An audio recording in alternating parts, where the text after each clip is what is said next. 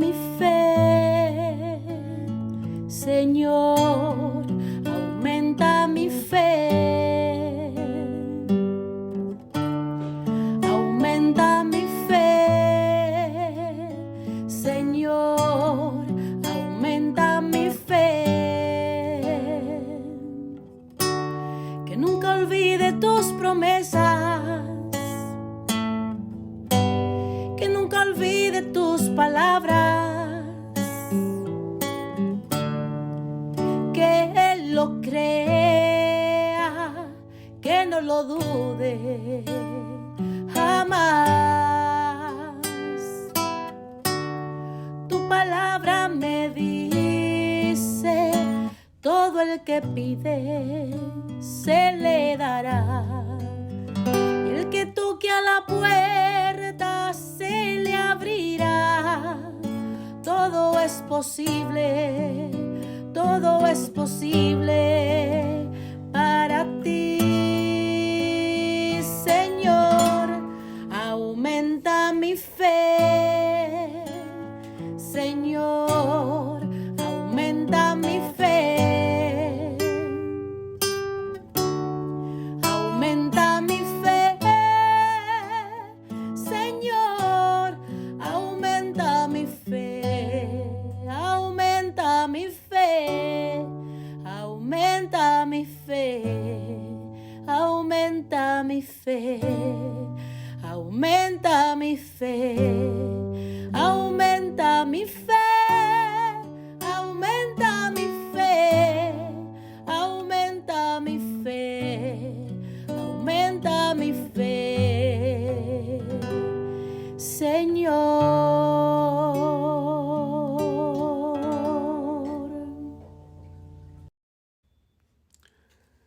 Saludos en este glorioso día y bendiciones a los radio creyentes que escuchan Jesús y María Radio, que están sedientos de la palabra de Dios. Les envía un saludo a su hermano Américo Tejada, de la parroquia San Simón Stack San José, que está localizada en el Bronx y pertenece a la Arquidiócesis de Nueva York. Estamos aquí todos los lunes de 5 a 6 p.m. hora de Nueva York. En este segmento de estudio bíblico titulado Crece en tu fe, estamos estudiando el Evangelio según San Juan. Este Evangelio presenta la persona y el personaje y el mensaje del Señor Jesús de un modo bastante diferente al de los Evangelios sinópticos, tanto en su contenido como en su lenguaje. Parece haber sido redactado en su forma actual a finales del primer siglo y pudo haber sido en la ciudad de Éfeso o en la ciudad de Antioquía. Este Evangelio se presenta esencialmente como una revelación de Jesús acerca de sí mismo. Jesús aparece siendo el Hijo, uno con el Padre Dios. Y no es raro que en varias ocasiones Jesús se proclame en forma absoluta «Yo soy», atribuyéndose así el equivalente del nombre divino, y situándose en el mismo nivel del Dios que es. Jesús es también el Hijo del Hombre, el Mesías, el Cristo, anunciado en la ley mosaica y por los profetas. Para completar esta visión del misterio de Jesús, es necesario aludir a su relación con el Espíritu de Dios, o sea, el Espíritu Santo, que tiene una estrecha relación con Jesús, que lo recibe, lo promete y lo entrega. En esta perspectiva, el Evangelio según San Juan es una revelación trinitaria. Estamos en el Evangelio según San Juan capítulo 6, pero antes de comenzar vamos a hacerlo con una oración y lo hacemos en nombre del Padre, del Hijo y del Espíritu Santo. Señor, que todo lo que hagamos este día inicie con tu bendición y termine con tu ayuda.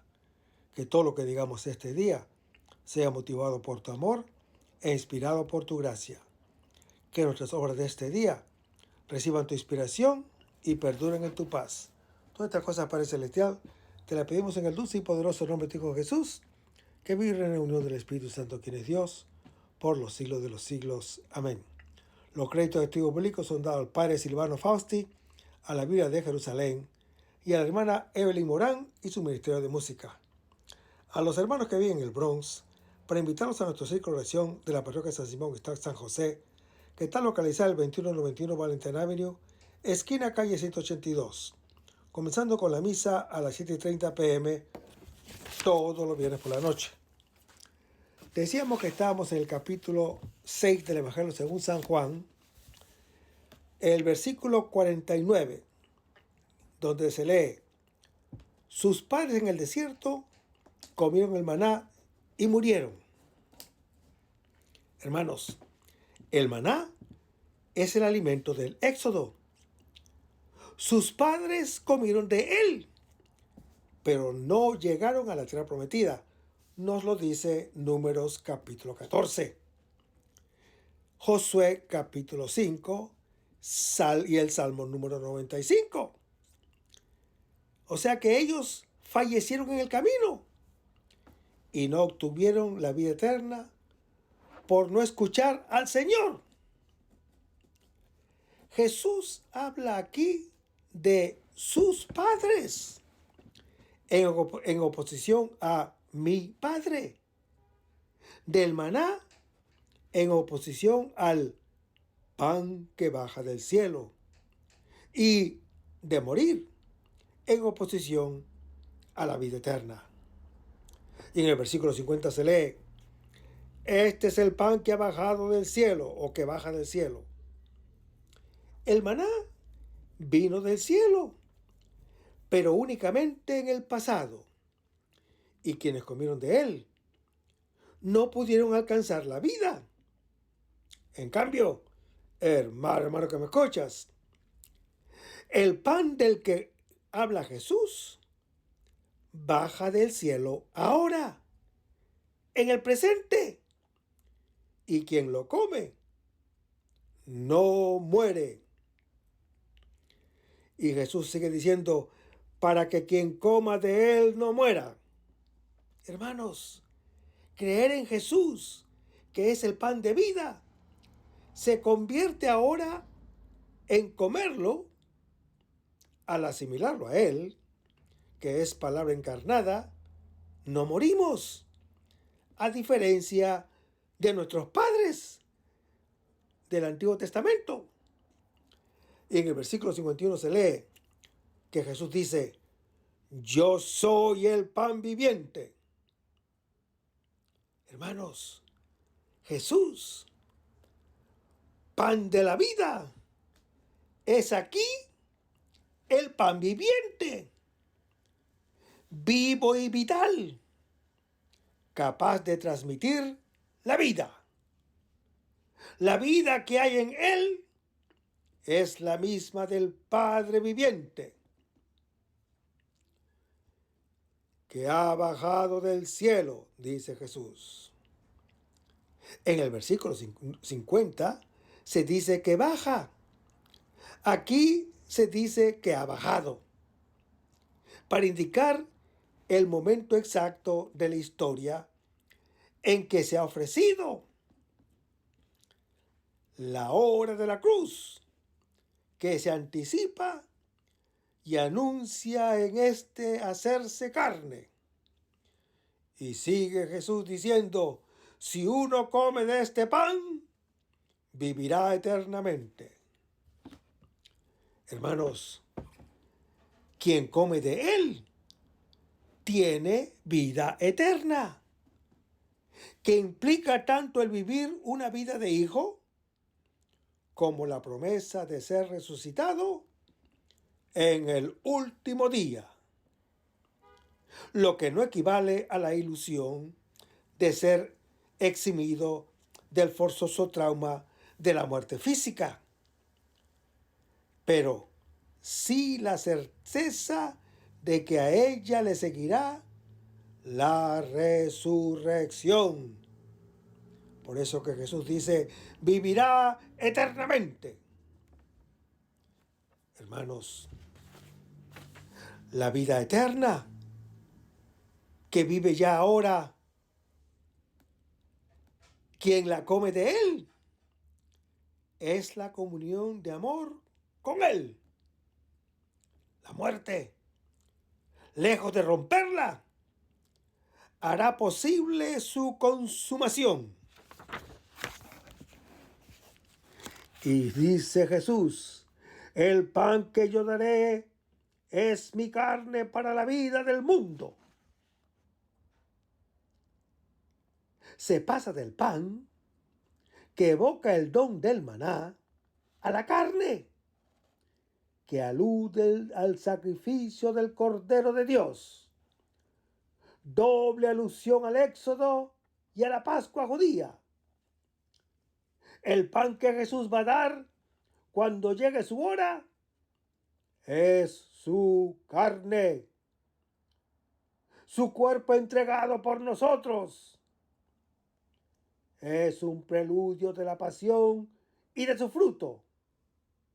Hermanos, Jesús es el Cordero de Dios que quita el pecado del mundo, como lo anuncia Juan capítulo 1, al convertirse por su sacrificio en fuente de vida y de bendición para todos nosotros los creyentes. La carne de Jesús, hermano que me escuchas, su humanidad ofrecida en la cruz como don total de amor, es la epifanía de aquel Dios a quien nadie ha visto jamás. En él, la palabra se ha hecho carne, para que la carne misma llegue a ser palabra, narración de Dios, presencia en su Espíritu Santo, que anima al mundo. La carne es el quicio de la salvación. Hermanos, la expresión mi carne para la vida del mundo corresponde a la del evangelista Lucas en su capítulo 22, donde dice, mi cuerpo entregado por ustedes, que Jesús ha dicho en la última cena, en Marcos capítulo 14 y en Mateo capítulo 26. Juan, el evangelista, prefiere decir carne a cuerpo, igual que en el prólogo explícita por la vida y dice mundo en lugar de ustedes. Y Marcos 14 dice muchos, referido a la sangre. Aclara, valiéndose de términos muy importantes para él, el significado de la Eucaristía que la comunidad celebra en memoria de su Señor. Y en el versículo 52 leemos, los judíos disputaban. Hermanos, la murmuración del versículo 41 sube ahora de punto hasta convertirse en una discusión más viva, para convertirse en una disputa. Y la gente decía, ¿cómo puede este darnos a comer su carne? Lo que primero era una murmuración provocada por la atrevida afirmación del hombre Jesús de que era del cielo, con lo que ni más ni menos se estaba haciendo como Dios. Ahora se convierte en disputa al decir que la vida proviene del comer su carne de hombre. Es el escándalo radical de la encarnación. Hermanos, Jesús es palabra y carne. Jesús es Dios y hombre. La salvación proviene precisamente del hecho de que Él es a la vez hijo del hombre e hijo de Dios. Y en el versículo 53 leemos, en verdad les digo, nos dice el Señor Jesús. Aquí en lugar de retractarse, Jesús corrobora su afirmación con autoridad divina. Todo cuanto ha dicho es claro y verdadero. No queda más que aceptarlo. Y Jesús dice, si no comen la carne del Hijo del Hombre. Hermanos, Jesús no solo es el verdadero pan, alimento para el camino del éxodo, como Hijo del Hombre crucificado, es también carne del Cordero. Alimento que nos hace salir de la esclavitud, como está narrado en Éxodo capítulo 12. Solo quien lo come tiene la vida que Dios quiere darle. Y sigue diciendo Jesús, no solamente tienen que comer la carne del Hijo del Hombre, y también dice, y no beben su sangre. Hermanos, es una referencia a la muerte en la cruz, de donde brota la sangre del Cordero de Dios que salva de la muerte, según el Éxodo capítulo 12. La sangre para los semitas es la vida, y la vida pertenece solamente a Dios. De ahí la taxativa de prohibición de beber la sangre.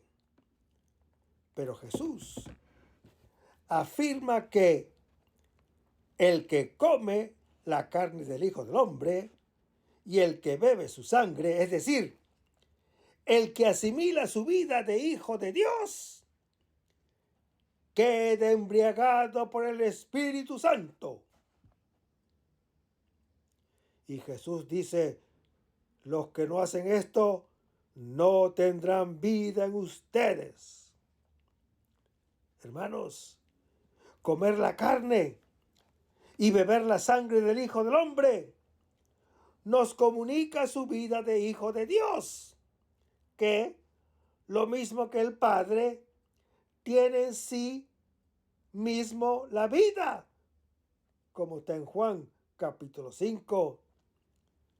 Participamos en la vida del Padre y del Hijo, en su amor recíproco, que es el Espíritu Santo. Y en el versículo 54 leemos, quien mastica mi carne, hermanos, el Señor Jesús reafirma en lenguaje positivo lo que acaba de decir en forma negativa. Él, y solo Él, nos confiere la vida eterna. Aquí, comer se convierte en masticar, se convierte en triturar con los dientes. Hay que masticar su carne para que pueda ser bien asimilada, para que pueda recibirse su energía vital. Estas expresiones, hermano que me escuchas, por muy crudas que parezcan, resultan comprensibles a los oyentes de Jesús como metáforas del creer en Él, enviado del Padre para darnos la palabra de vida. En cambio, para el creyente, son enteramente transparentes. En la Eucaristía comemos y vivimos del Hijo de Dios. Somos realmente divinizados, como lo dice 1 Juan capítulo 3. ¡Qué amor tan grande nos ha dado el Padre para llamarnos hijos de Dios! Pues lo somos realmente. Y Jesús dice que todos los que hagan eso tienen vida eterna. El pan sustenta la vida física de quien lo come. El Hijo de Dios da su vida al que lo come, haciendo que viva ya desde ahora de su amor eterno por el Padre. Amor que se nos revela en el amor que Él tiene por sus hermanos, que son todos los creyentes. Y Jesús dice, y yo lo resucitaré en el último día. Jesús ratifica que el don del Hijo no es solamente vida eterna en el presente, sino también resurrección en el futuro. La vida eterna consiste en vivir como hijos amados al Padre, amando al Padre y a los hermanos, con un amor más fuerte que la muerte. Este amor, hermano que me escuchas, es prenda de la resurrección en el último día. Nosotros sabemos que hemos pasado de la muerte a la vida si amamos a los hermanos. Porque si es cierto que quien no ama permanece en la muerte, nos dice 1 Juan, capítulo 3. También es cierto que quien ama no permanece en la muerte, sino que permanece en Dios, que es amor, como lo dice 1 Juan, capítulo 4. Y en el versículo 55 leemos que Jesús dice, mi carne es verdadera comida y mi sangre es verdadera bebida. Hermanos, cualquiera otra comida o bebida son signo, símbolo o metáfora de la carne y de la sangre del Hijo. La realidad que nos da la vida y que es nuestra vida. En su travesía por el desierto, el pueblo encontraba en el maná el alimento que sustentaba su vida física, mientras que la ley mosaica constituía el alimento que le aseguraba la vida eterna. Ahora Jesús se presenta como comida y bebida verdaderas. O sea que no es un símbolo, no es una metáfora. Jesús dice aquí que Él es verdadera comida y verdadera bebida, para que esos hermanos sectarios nieguen lo que dice Jesús. Y al decir que cuando presenta como comida y bebida verdaderas, realización de la vida que en la creación tiene su principio, en el éxodo su rescate y en la comunión con Dios su plenitud. Y en el versículo 56 leemos, quien mastica mi carne y bebe mi sangre. Hermanos, se reitera la imprensible necesidad de comer, más aún de masticar y asimilar su humanidad, para así beber de su Espíritu Santo. Y quien mastica mi carne y bebe mi sangre, permanece en mí y yo en él, dice el Señor Jesús. Hermanos, el comerlo y beberlo produce el efecto de hacer que permanezcamos en Él y Él en nosotros. Es esta la primera vez que aparece la expresión permanecer en, como está también en Juan capítulo 15, que significa la comunión de vida. propia del amor entre nosotros los creyentes, por razón de que el amor nunca es confusión que anula a las personas, ni canibalismo por el que él nos suprime el uno suprime al otro, como lo dicen los hermanos sectarios, que nosotros somos caníbales. Pero no los juzguen, hermanos, no los juzguen, porque todavía no tienen la revelación. El Señor no se les ha revelado como nosotros los católicos. No tienen la comprensión divina del Señor Jesús. Así que no, oren por ellos, oren por ellos. Todo lo contrario, hermano que me escuchas, todo lo contrario.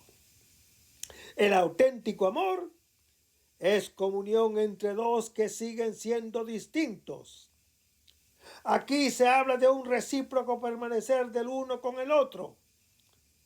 Amar significa acoger al otro en sí mismo, hacerse su casa.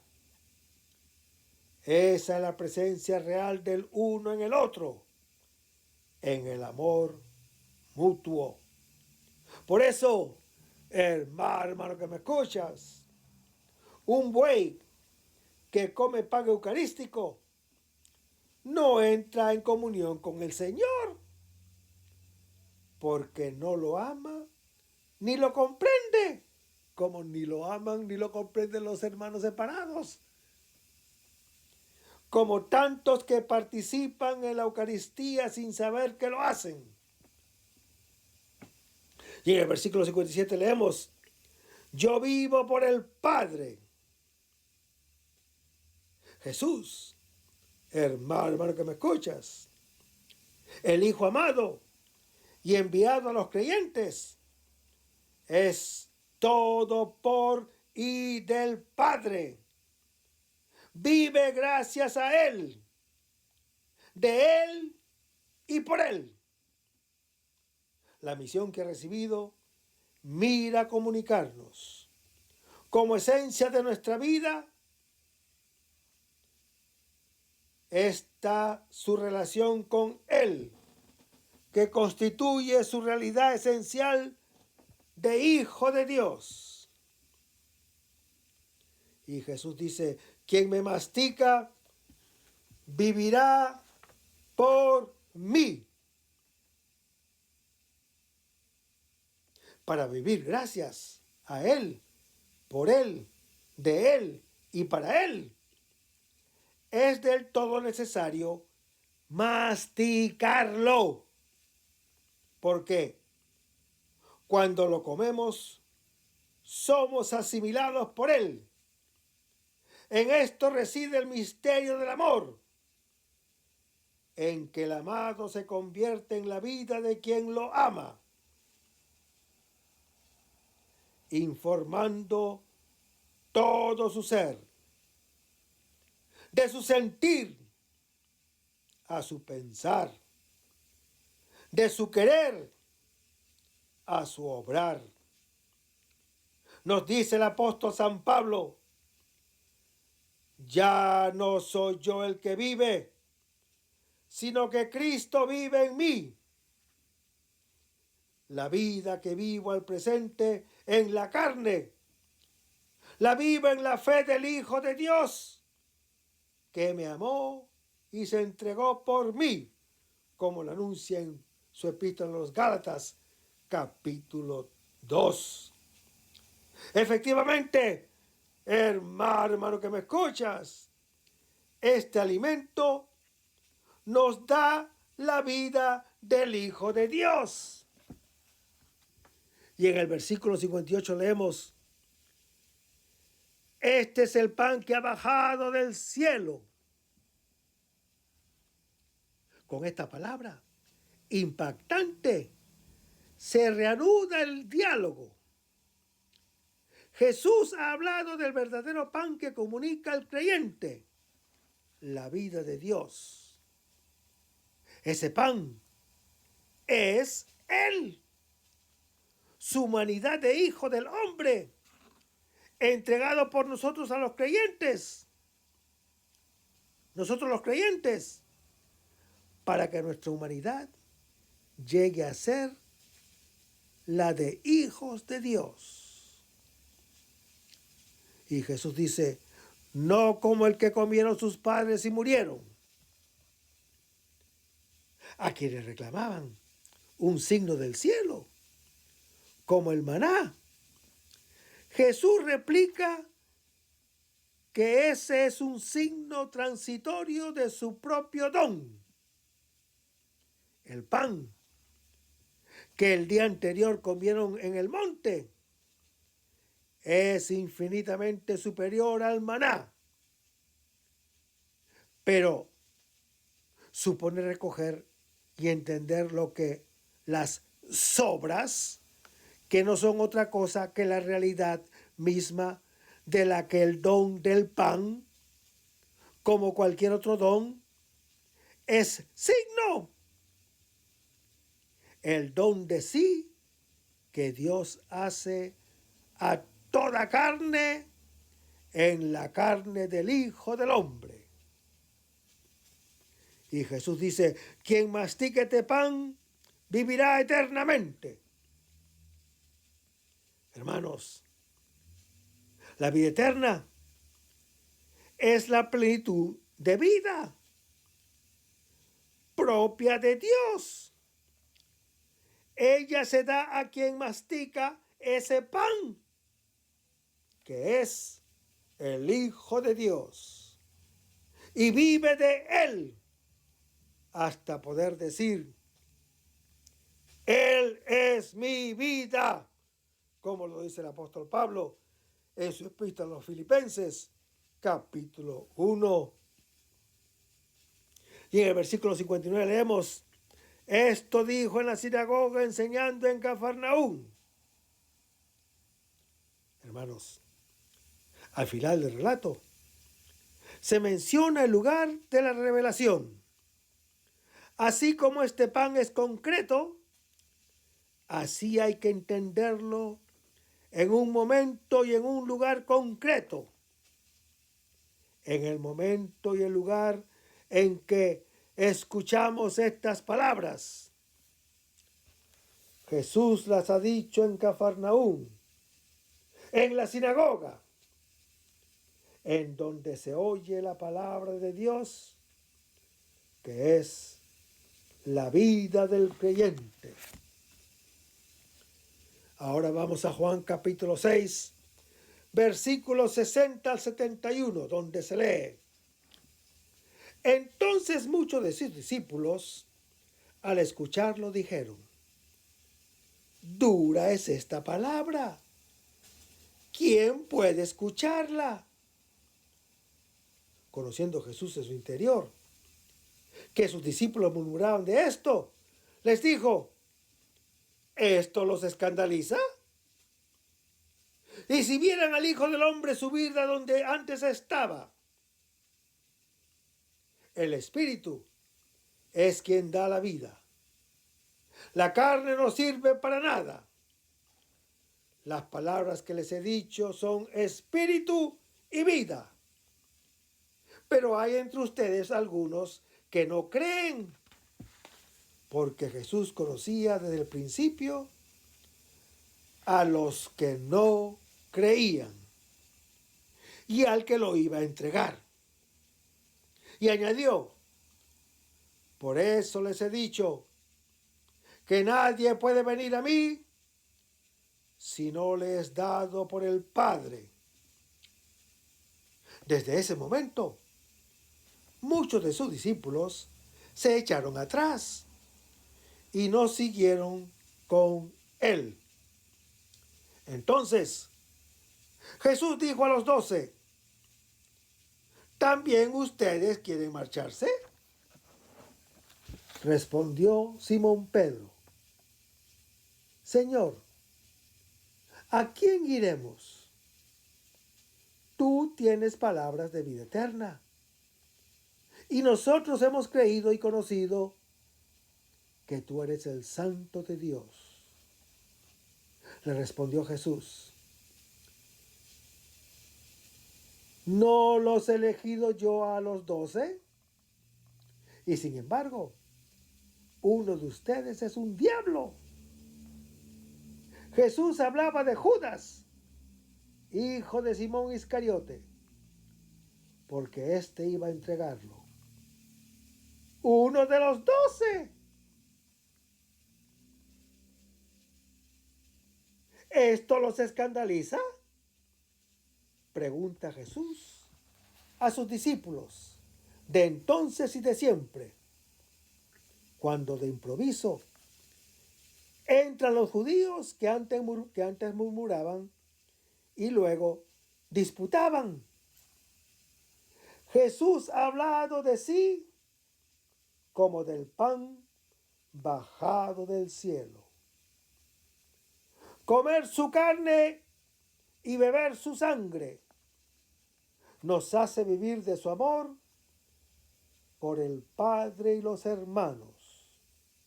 Ahora, hermano que me escuchas, cuando se ha revelado plenamente, pide la adhesión a su persona y choca con el muro de la incredulidad, no solo entre los judíos, sino también entre los discípulos. Todos han quedado sumidos en una crisis que lleva a muchos a alejarse de Él. Hermanos, el don de Dios y la incredulidad del hombre tienen una historia antigua que tiende a repetirse, sobre todo ante aquel don supremo que es el don de sí. Tanto la caída de Adán en el paraíso como la de Israel en la tierra prometida es la incredulidad en presencia del don.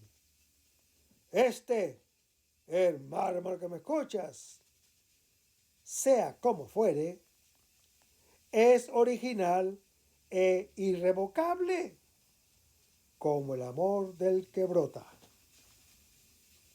Jesús, después del ardiente entusiasmo que había despertado al principio, ha acabado por decepcionar las distintas expectativas mesiánicas.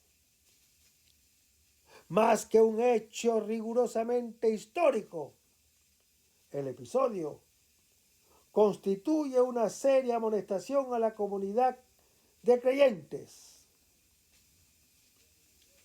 Cualquiera puede sentirse fascinado por sus obras, sin por ello sentirse comprometido a acoger su persona, y puede, en consecuencia, caer en la apostasía, alejándose de Él. Justamente entre los 12 se desliza serpenteante la figura diabólica de la traición. Judas Iscariote personifica para la comunidad la rebelión última, la rebelión oscura y amenazadora de la incredulidad. El texto tiene el tono de un tenso diálogo entre Jesús y los suyos, puestos en crisis por el hecho de que el pan de que se vive es su carne entregada por la vida del mundo. La salvación del creyente pasa por la cruz del Hijo del Hombre. Ni siquiera el apóstol Pedro ha podido aceptarla, como lo vemos en Marcos capítulo 8, Mateo capítulo 16. Y ninguno de los discípulos la ha entendido, como lo leemos en Lucas capítulo 9 y Lucas capítulo 18. El mismo escándalo que las predicciones de la pasión provocaron a los discípulos produce en nosotros el misterio de la Eucaristía, puesto que comer su carne y beber su sangre nos asimila a Él. Y tal escándalo es doble. Por una parte, Jesús no materializa nuestros sueños mesiánicos y más bien pone patas arriba todo nuestro mundo. Y por otra, nosotros estamos precisamente llamados a ser como Él. Tanto para los judíos, hermano que me escuchas, como para todos nosotros. Tanto para los discípulos como para los 12 apóstoles. La cruz representa la máxima frustración contra la imagen de un Mesías glorioso que ostenta y ejerce un poder absoluto sobre todo y sobre todos. Hermanos, Jesús se somete poniéndose en manos de todos como el pan.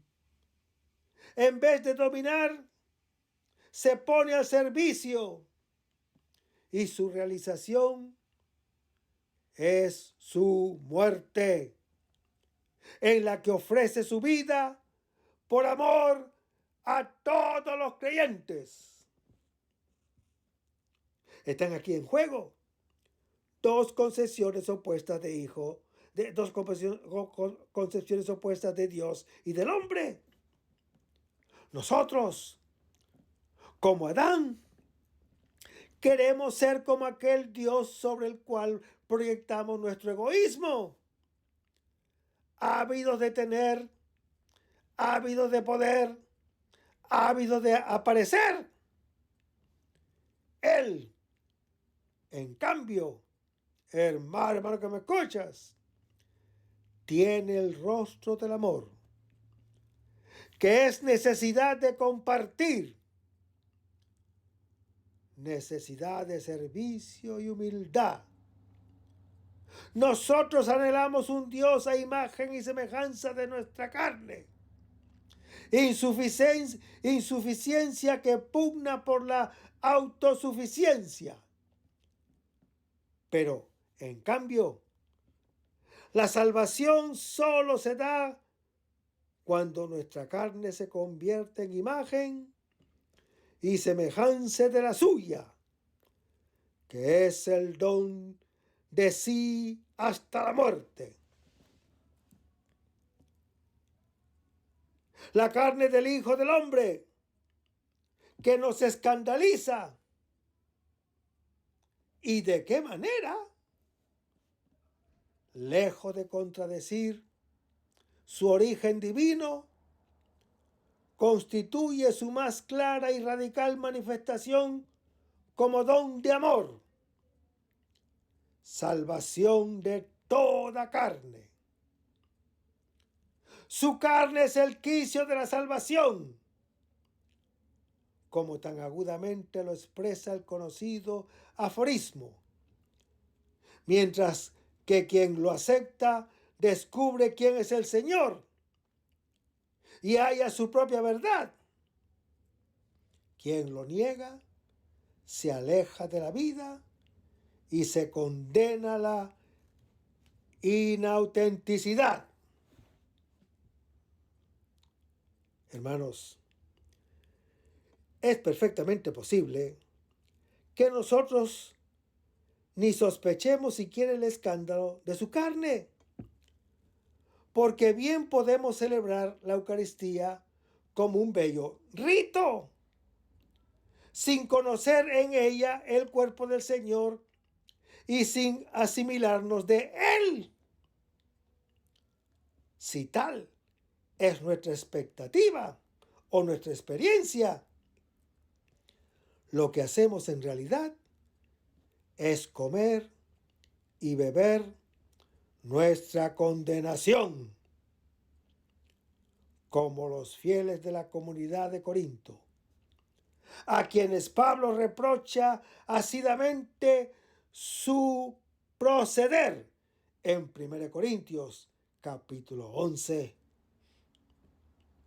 Al negarse a vivir de su carne, entregada por nosotros, impedimos que su Espíritu Santo posea y transforme nuestra carne. Entregada por nosotros, estamos aún en la muerte, como aquellos discípulos que se alejan del pastor de la vida, como Judas Iscariotes que lo traiciona. A pesar de todo, hermano que me escuchas, ese es el gran misterio. ¿Quién lo rechaza? Pero, ¿quién lo acepta realmente? Amasa su pan. En realidad, lo mata. Sin embargo, Él da su vida a quien se la quita y se hace pan para todos. Elevado en la cruz, manifiesta su gloria y se revela como el yo soy de Juan capítulo 8. A fin de que todo el que lo ve y cree en Él tenga la vida eterna, como dice Juan capítulo 3. Al mirar a aquel que hemos entregado, como dice Juan capítulo 19, vemos cuánto ama Dios al mundo, hasta darle a su propio Hijo unigénito para salvarlo de la muerte, como lo anuncia Juan capítulo 3. En los versículos 60 al 63, Jesús reafirma, sin medias palabras, el escándalo de la cruz. En los versículos 64 al 66, denuncia la incredulidad de algunos de sus discípulos, que después se convierten en muchos. En el versículo 66, 67 al 69, desafía a los 12 a reconocerlo junto con Pedro como el Santo de Dios, que tiene palabras de vida eterna. No obstante, incluso entre ellos, Jesús sabe que hay un traidor. Hermanos, Jesús es el Hijo del Hombre que da su vida por la vida de los creyentes. El escándalo de la cruz es juicio y salvación. Salvación del mundo. Denuncia su mentira y lo salva, revelándole un Dios que ama hasta dar su propia vida por quien lo mata. La iglesia, hermano que me escuchas, padece como todos este escándalo.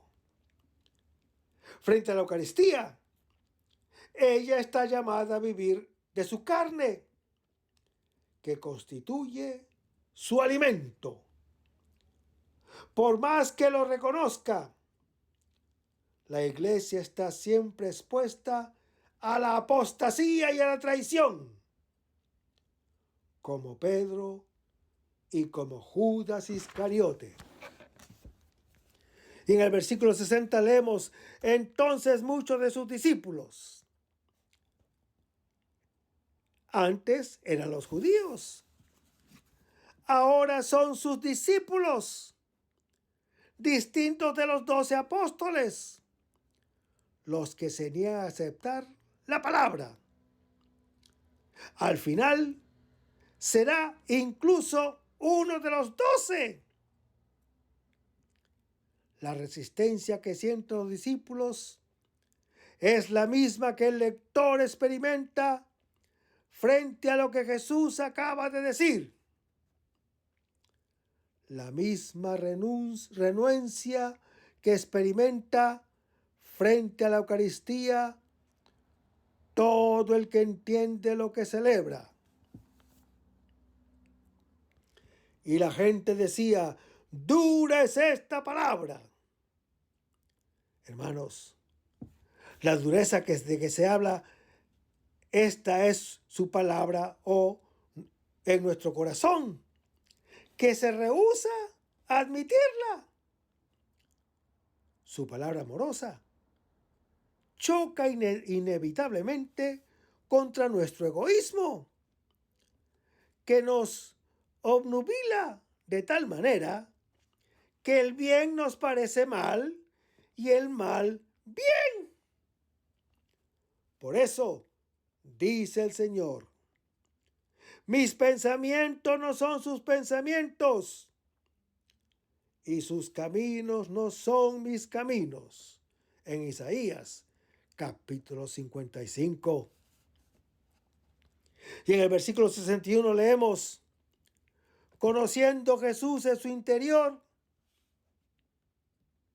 Hermanos, Jesús sabe que las reacciones que se desencadenan en nosotros, antes incluso de que logremos traducirlas en palabras, no ha llegado aún la palabra a mi lengua, y tú, Señor, ya la conoces toda. Lo anuncia el Salmo 139. El Hijo de Dios conoce la incredulidad de los hermanos ante el amor del Padre.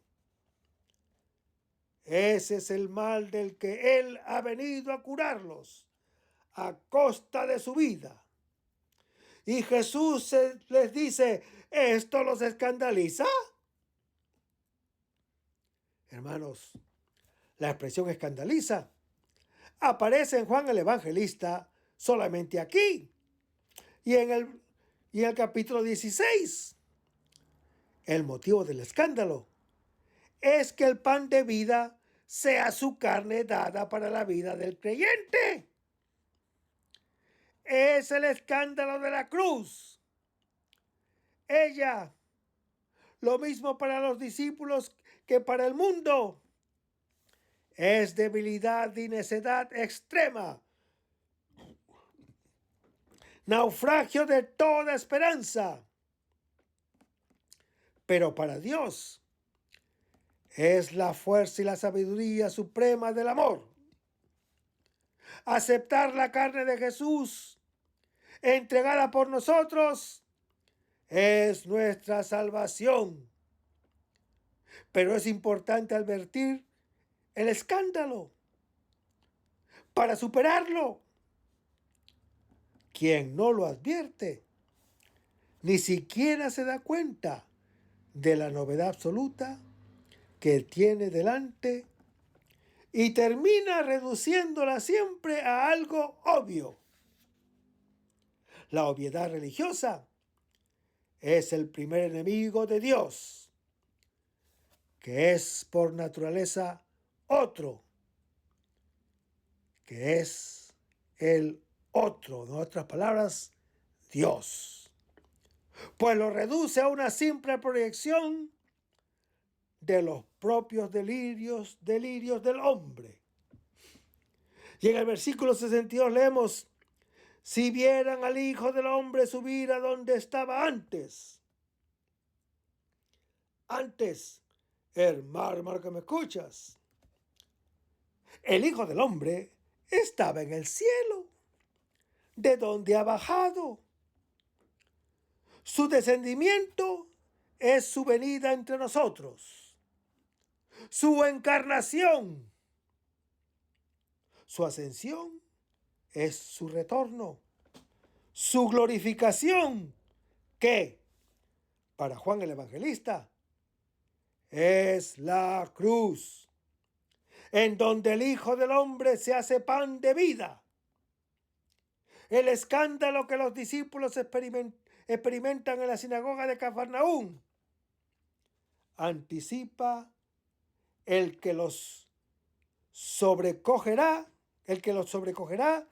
el Viernes Santo, cuando lo vean elevado en la cruz. Y en el versículo 63 leemos: el Espíritu es quien da la vida, la carne no sirve para nada.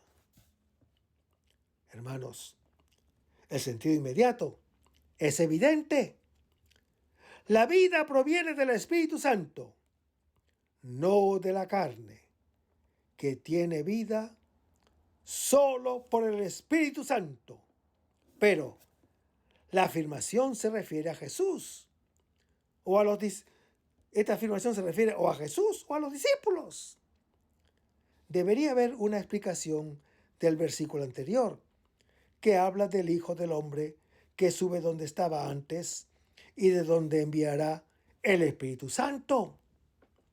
Su carne terrenal no puede darnos el Espíritu Santo antes de subir. Pero también podría referirse a los discípulos. Ellos, para superar el escándalo, deberán antes verlo elevado en la cruz. Solo después podrán degustar su carne y beber su sangre y recibir su Espíritu Santo y vivir de Él. Y Jesús dice que las palabras que les he dicho son espíritu y vida. Y el resto, hermano que me escuchas, lo veremos en el próximo segmento. Manténganse en sintonía. Vamos a despedirnos con una oración.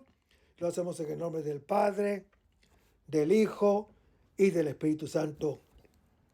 Señor Jesús, ayúdanos a conservar el fervor espiritual, la dulce y confortable alegría de evangelizar, incluso cuando hay que sembrar entre lágrimas, como Juan el Bautista, como lo hicieron los apóstoles Pedro y Pablo y los otros apóstoles, y también esa gran multitud de evangelizadores que se han sucedido a lo largo de la historia de la Iglesia Católica, con un ímpetu interior que nada ni nadie sea capaz de extinguir.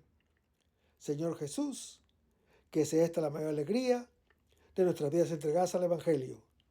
Y ojalá que el mundo actual pueda así recibir la buena nueva de tu Evangelio, porque tenemos la tarea de anunciar el reino de Dios y de implantar tu iglesia en este mundo que todavía no te conoce.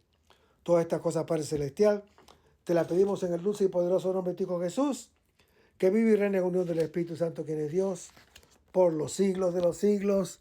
Amén. Hasta el próximo segmento. Que el Señor nos bendiga.